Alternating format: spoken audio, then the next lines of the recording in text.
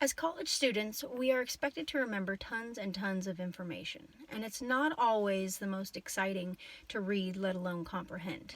So, how exactly are we expected to remember everything for a test, or even outside of class? For my degree, I need the Biology A and P series, and there are so many key terms and concepts, it's overwhelming. So, I decided to research some new techniques to help me remember all of it. And by going over my findings with you today, it's actually going to help me remember as well. Some great websites I found while researching were AmericanCollege.com and ImproveMemory.org. I suggest you take a look at it.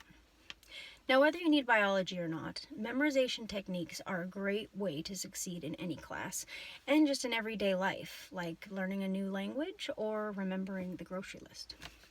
So today I want to go over not just building your memorization toolbox, but also preparing your mind to retain new information and to explore useful tips that should be included in your study routine. For starters, you want to prepare both mentally and physically for study time. And the best way to do that is by getting enough sleep. Your brain needs this time to recuperate, otherwise you're not going to retain any new information. And power naps totally count. It's hard enough to read a textbook, but when you're tired, you might as well put the book down and take a nap because you're not retaining any of that information. Diet and exercise are also important for preparation. According to Melanie Pinola, a writer from Zapier.com, states that our brain needs a steady flow of oxygen-rich blood to properly function. Exercising gets our blood pumping and increases the amount of oxygen we take in. And healthy eating promotes cholesterol breakdown that can build up in our brain, clogging neural pathways, which disrupts memory. Next, we need to create a peaceful, stress-free environment, somewhere you don't mind spending a few hours. It should be free of clutter and organized so you can readily find whatever you need. Once you've prepared your mind and you have established a study area, it's time to start incorporating routines that will make studying easier and learning possible. It is best to start with the basics to get a general idea of what you're going to be studying. The specific concepts can be reiterated later. Before a lecture, you should skim over the expected chapters, studying key terms and concepts. This way, when the lecture is being presented, you'll be hearing it for a second time. And it's easier to stay interested when you already have a basic understanding of the material. Plus, if the teacher calls on you, you might actually know the answer. You should only attempt to jot down a few notes during lecture instead of trying to write everything down word for word. This way you can actually pay attention instead of missing half the lecture. It's also important to just pick a few key words that will trigger enough to help you remember what to study later.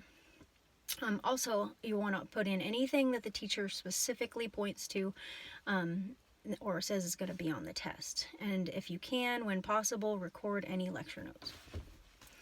After lectures, you should create your study guide, ideally by hand instead of typing it out.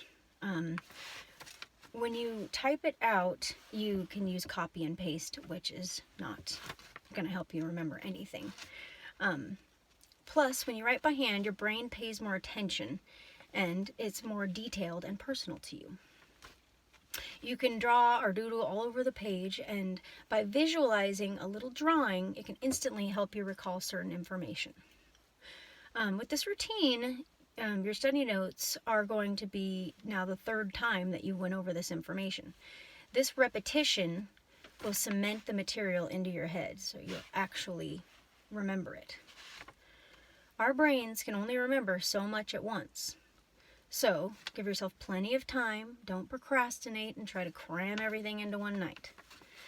Okay, so now that we have a general understanding of the material, we can start memorizing specific concepts within that material by using memorization tools to help you remember large amounts of information. Now, we probably all used mnemonic devices before in sometime in our life because they're great tools, like creating a sentence or word where each letter stands for a specific word that you're trying to memorize. For example, a sentence that helps you remember the order of the planets, or the word or the acronym PET in PET scan, which stands for positron emission tomography. It's a lot easier to just remember PET scan. There are millions already established, but you can also create your own, and that actually helps you remember when you are creating your own. You can create a rhyme or a song or an acronym, any mnemonic device that helps you remember. Another great device is visualization, or relating a topic to something you already know. For example, I'm taking biology, and a tissue slide of compact bone looks like a mosaic to me. So I visualize a mosaic made out of bone. And every time I see that slide, I know that's compact bone because it looks like a mosaic. I know it sounds absurd, but honestly, the more absurd that it is, the more likely you are to understand it and memorize it. My personal favorite is to learn by teaching, or if nobody's around, then after each paragraph, you should stop and try to explain what you've just read to yourself out loud and in your own words. To summarize today's topics, we went over ways to nourish your mind, prepare your study environment, build your memorization arsenal, and incorporate basic study routines to help you succeed in school and sharpen your minds for years.